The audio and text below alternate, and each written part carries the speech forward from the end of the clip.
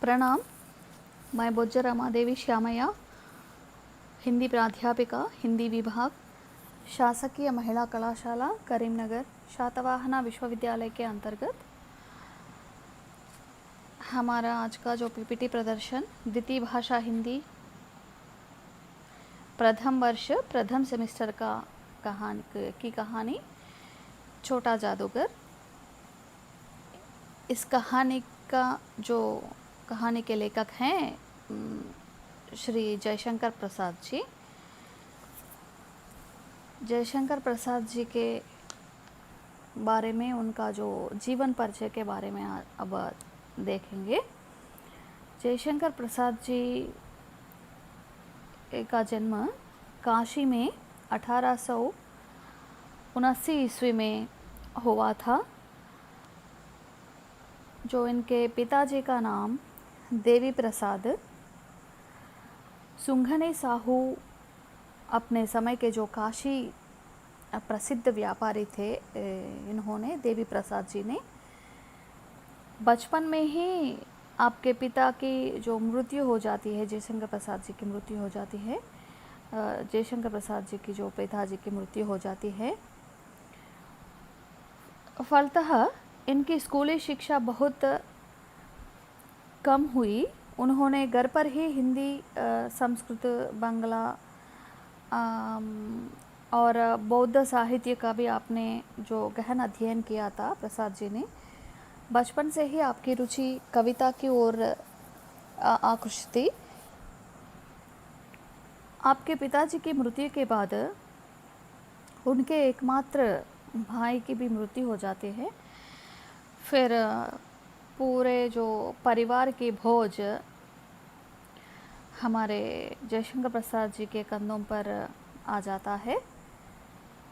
फिर अपने परिवार के जो अनेक प्रकार के जो बोझ को उठाते हुए, सहते हुए उन्होंने 1937 ईस्वी में क्षय रोग से उनकी मृत्यु हो जाती है। इनके रचनाओं के बारे में देखें तो प्रसाद जी की प्रतिभा बहुमुखी थी। वे प्रधानतः कवि थे। छायावाद के 4 स्तंभ बोलते हैं ना, उसमें एक स्तंभ हमारी जयशंकर प्रसाद जी हैं, छायावाद के प्रमुख कवि माने जाते हैं। इसके अतिरिक्त वे एक कविताओं के साथ साथ इन्होंने नाटक और कहानियाँ भी लिखे थे। मुख्यतः ये बहुमुखी प्रतिभाशाली नाटककार भी कहलाते हैं। इन्होंने उपन्यास और निबंध भी लिखे थे। जयशंकर प्रसाद जी ने आंसू, कामायनी, लहर, झरना आदि इनकी प्रमुख काव्य रचनाएं हैं। कामायनी के लिए इनको ज्ञानपीठ पुरस्कार भी मिलते हैं, प्रतिष्ठित ज्ञानपीठ पुरस्कार। फिर इनकी छाया, आकाशदीप, इंद्रजाल आदि प्रमुख कहानियाँ और तितली, कंकाल आदि उपन्यास हैं। और नाटक के बारे में आए तो स्कंदगुप्त, चंद्रगुप्त, राज्यश्री, ध्रुवस्वामिनी, अजातशत्रु इनके प्रमुख प्रसिद्ध नाटक हैं। इनकी भाषा शैली बहुत प्रभावशाली ढंग से सभी लोगों को आसानी से समझने वाले भाषा शैली है इनके। आपकी प्रारंभिक रचनाओं की भाषा में कुछ सरलता है, बाद की रचनाओं में भाषा प्रौढ़ और गंभीर है। काव्यों में आपने प्रबंध और मुक्तक दोनों ही रूपों में जो काव्य रचना की हैं।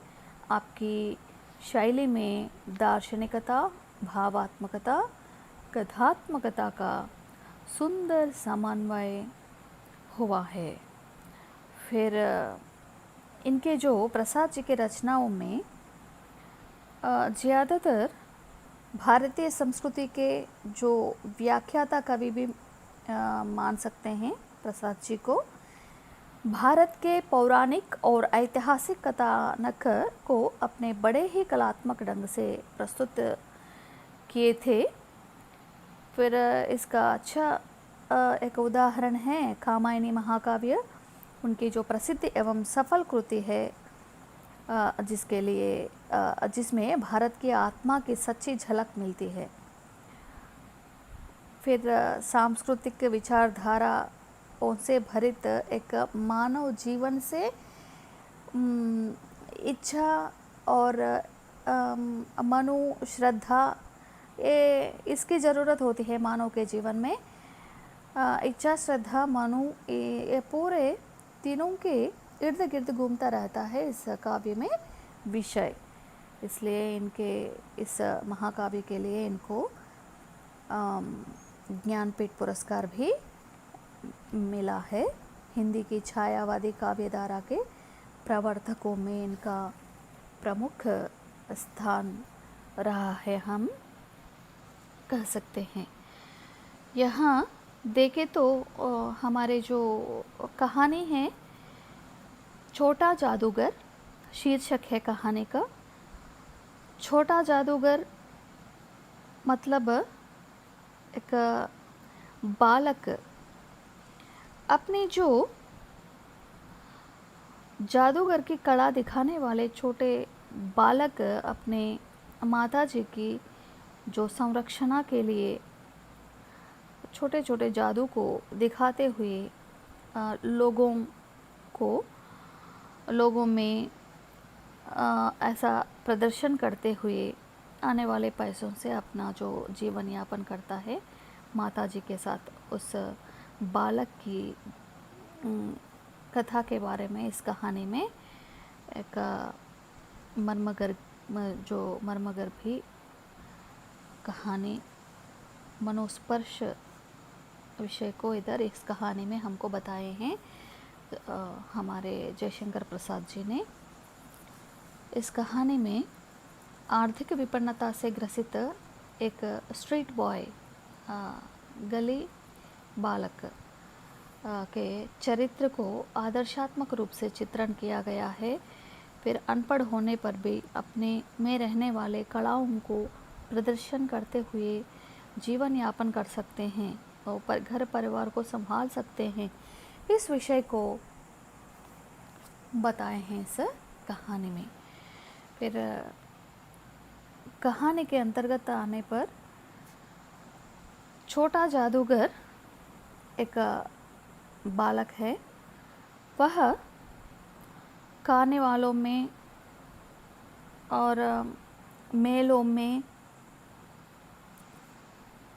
बगीचों में जाकर, जहाँ मनुष्यों के जो झुंड मिलता है वहाँ जाकर अपने अपने छोटे छोटे जो जादू दिखाते हुए आने वाले पैसों से संतुष्ट होते थे।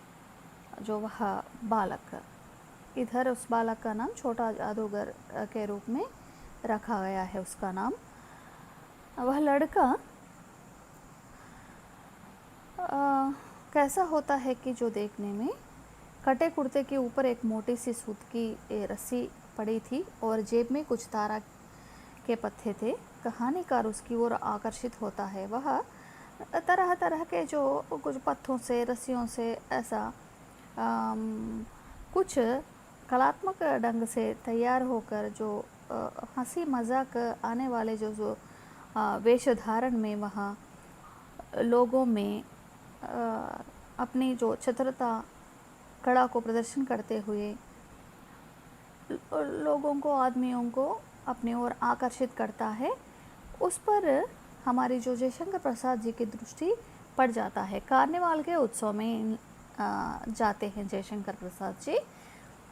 वहाँ इस बालक का मुलाकात होता है जो लेखक से। उस लड़के को लेकर कार्निवाल के मैदान में घूमता है। पहली बार जो मिलता है कार्निवाल के मैदान में, उस लड़के को लेकर पूरे कार्निवाल में घूमते हुए उसके बारे में जो जानकारी लेता है लेखक ने, उसको निशाने लगाने के खेल में निपुण होते देखकर चकित होता है। उस टालों में एक बार निशानेबाज की जो दुकान है, वहाँ इस बालक का जो निशानेबाज को देखकर वह बहुत चकित हो जाते हैं। रचयिता फिर इतना जो कला है इस बालक में, ऐसा मन में सोचता है। और उनसे बातों में बात मिलाने पर पता चलता है कि उसका पिता देश के लिए जेल गया है और माँ बीमार है, इसलिए उसके लिए उसे तमाशा दिखाकर पैसे कमाना पड़ता है। पूरा उनका जो कहानी बताता है, ऐसा धीरे धीरे पूछने पर, मेरी माँ बीमार पड़ी है, उसके लिए मैं और रोज़ रोटी के लिए इस तरह का काम कर रहा हूँ। हमारे पिताजी जो देश के लिए जेल गए हैं, ऐसा बोलता है। तब जयशंकर प्रसाद जी ने बहुत पश्चाताप से उस बालक की ओर देखते हैं। फिर कहानीकार मतलब हमारे जयशंकर प्रसाद उसकी बातों में यकीन नहीं करते। हम वैसे भी मानते हैं सभी लोगों को।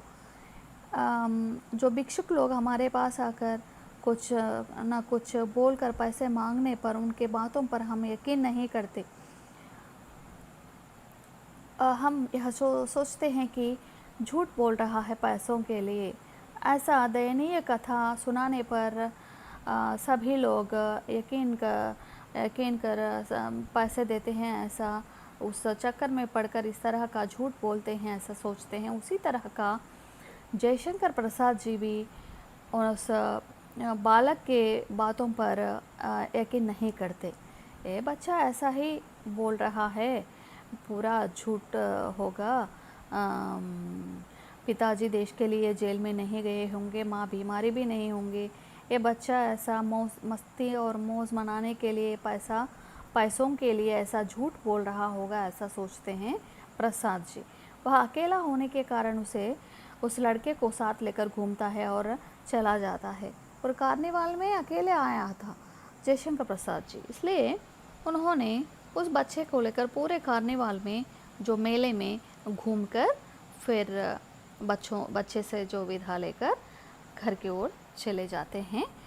फिर दूसरी बार जयशंकर प्रसाद जी की जो मुलाकात उस छोटे बालक जादूगर से फिर होता है।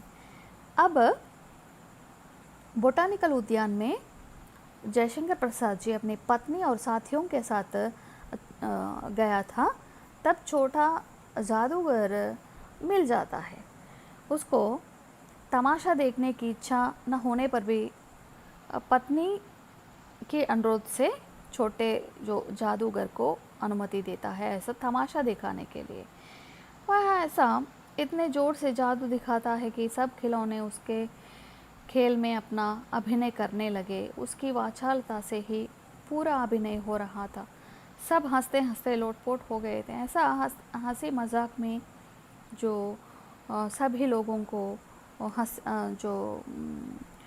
जो मजाक में हंसाते हुए अपने छोटे छोटे करतब दिखाते हुए जादूगर ने तरह तरह के जो अपने पास रहने वाले खिलौनों से प्रेक्षकों को आनंद देता रहा था। फिर जयशंकर प्रसाद उस समय में ऐसा सोच लिया था ना, ये बच्चा झूठ बोल रहा है पर पैसों के लिए। ऐसा कहानी का जो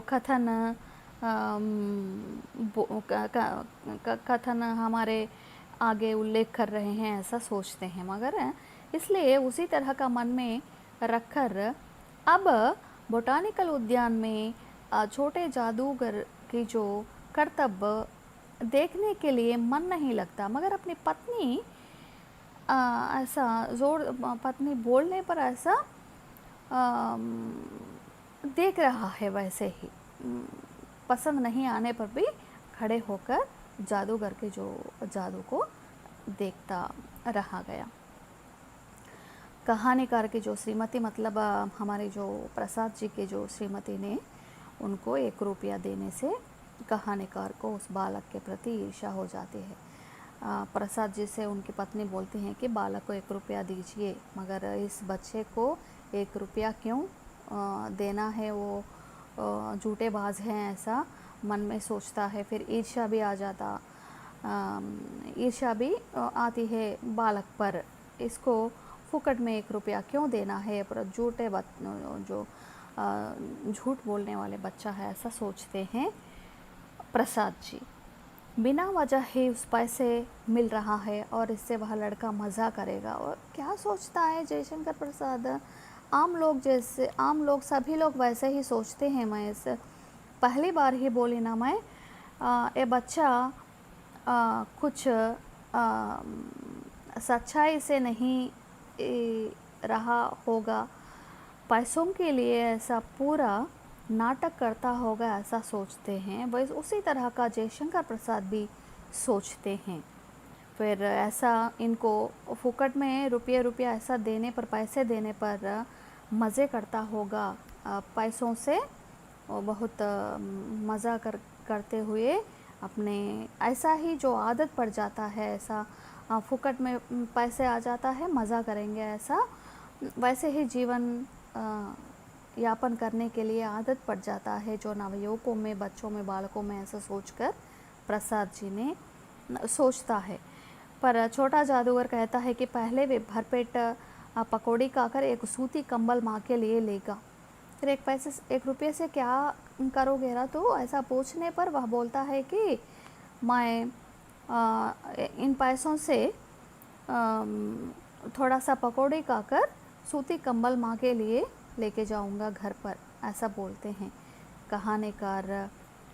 ऐसा उन बच्चे पर ऐसा गलती से सोचने से बहुत पश्चाताप से लज्जित हो जाता है। फिर उसकी माँ की बीमारी देखकर अस्पताल से उसे बाहर निकालने की बात सुनकर कहानीकार दुखित होकर वहाँ से चला जाता है। फिर अस्पताल में पैसे न होने के कारण बहुत बीमारी में जो पड़ कर रहने वाली उसकी माँ को अस्पताल से बाहर निकालने के विषय को भी बोलते हैं। तब वह बहुत पश्चाताप होते हैं, दुखित होते हैं, इस नादान बालक के प्रति मैं ऐसा कैसा सोच लिया, स्वार्थ से सोच लिया, 1 रुपये देने के लिए उतना गलती से सोच लिया मैं, ऐसा होकर बहुत लज्जित होते हैं अब प्रसाद जी। फिर वहाँ से चले जाते हैं लज्जित होकर, बालक से विदा लेकर। बहुत दिनों के बाद फिर कहानीकार आ जाता है उद्यान को देखने के लिए। फिर और वहाँ छोटा जादूगर तमाशा दिखा रहा है। फिर आने के बाद फिर भी छोटा जादूगर वहाँ तमाशा करते हुए, दिखाते हुए दिख गया, लेकिन उसके खेल में पहले जैसा आनंद नहीं था। जब भी देखो बहुत चालाक से, जो फुर्तीला जैसा, जो अपने हाथों को, पैरों को और मुंह को तरह तरह के जो वाचालत्व से, हाव भाव से और मस्ती मजाक करते हुए सभी लोगों को हंसाने वाले, वह छोटे जादूगर के मुंह में, हाव भाव में पहले 2 बार मिलने जैसे जो आनंद नहीं देखने को मिला था प्रसाद जी को। वह बहुत खिन्न सा दिखा जो देखने में प्रसाद जी को। पूछने पर वह बोला कि उसकी माँ की अंतिम क्षण था, फिर भी माँ के लिए पैसा कमाने उस पीड़ा में भी वह आया था। माँ के अकेला छोड़कर आने के लिए मन नहीं लगा, मगर अंतिम क्षण है, इसलिए उसको उसकी देखरेख के लिए, पैसा कमाने के लिए ज़रूरत है, इसलिए वह माँ को छोड़कर ऐसा तमाशा दिखाने के लिए बाहर चल पड़ा, ऐसा बोलते हैं कहानीकार। अपने मोटर में उसे लेकर झोपड़ी के पास चला तो पता चला कि बेटे को एक बार देखकर माँ के प्राण चले गए। चलो हम तुम्हारे घर तक मैं भी आऊँगा, फिर ले चलो हमें, ऐसा बोलने पर जादूगर ने प्रसाद जी को अपने झोंपड़ी के पास लेके जाते हैं। ऐसा झोंपड़ी के पास जाकर माँ झोंपड़ी में जो पलंग पर सोने वाली जो माता जी की ओर ऐसा देखने पर वह एक बार अपने पुत्र की ओर देखकर आंख मूंद लेती है, सदा के लिए भगवान में समा जाती है। उनकी छोटा जादूगर की जो माँ छोटा जादूगर बहुत रोने लगा तो कहानीकार दुखित होकर खड़ा हो वह रोते हुए दिख जाता है। रोता है छोटा जादूगर, मगर कहानीकार को कुछ करने के लिए नहीं सूझता, वह भी बहुत दुखित होकर वैसे ही खड़ा हो जाता है। इस तरह का जो छोटा जादूगर कहानी हमारे कहानी का जो शीर्षक बहुत उचित रहा है, क्योंकि इस तरह का हमारे जो संसार में अनेक बहुत बच्चे उसी तरह का जो गरीबीपन में नादान जीवन बिताते हुए, लोगों से जो झिड़कियाँ पाते हुए और कठोर जीवन बिताते हुए हमारे नज़रों में पड़ जाते हैं, जो सभी लोग उनकी सहायता करने के लिए और उनको जीवन याचिका देने के लिए आगे आनी चाहिए। जो सभी लोगों ने इस तरह का जो बालकों की जो भविष्य के लिए कुछ सोचना ही पड़ेगा, क्योंकि आज का जो बच्चे ही कल का जो भारत को जो सुरक्षित रखने वाले नौजवान हो जाते हैं। युवा पीढ़ा ही भारत को चाहिए। किस तरह की जो युवा पीढ़ा चाहिए? पढ़े लिखे हुए युवा पीढ़ा भारत को चाहिए। इसलिए सभी लोग इस तरह का बच्चों को देखने पर उनको अच्छी जो बातों को बोल कर उनको कुछ न कुछ काम दिलाने की सोचना है, नहीं तो पढ़ने के लिए उन लोगों को प्रोत्साहित करनी चाहिए। मगर इस तरह का ऐसा बच्चों को नहीं छोड़नी चाहिए। इस कहानी का शीर्षक छोटा जादूगर, मतलब वह बहुत बड़ा जादूगर नहीं है, बड़े बड़े लोगों जैसा कर्तव्य नहीं कर सकते, मगर अपने पास रहने वाले छोटे छोटे चीज़ों को लेकर मन जो लोगों को जो हंसाते हुए थोड़े पैसे कमाकर अपनी माँ की जो जीवन याचिका चलाते हैं, उसी तरह का अपना जो छोटे होने पर भी वह बालक अपना जो कर्तव्य को अच्छी तरह निभाता है। इस विषय को लेकर कहानीकार जी जयशंकर प्रसाद जी ने उस पर एक जो कहानी लिखना बहुत सहर्षपूर्वक बात है। इस तरह का इस कहानी में अपने जो इस तरह का जो स्ट्रीट बॉयज़ के जो जीवन के बारे में इन्होंने एक मर्मस्पर्शी विषय को हमारे जो हृदयों तक लेके आए हैं जयशंकर प्रसाद जी। सभी लोग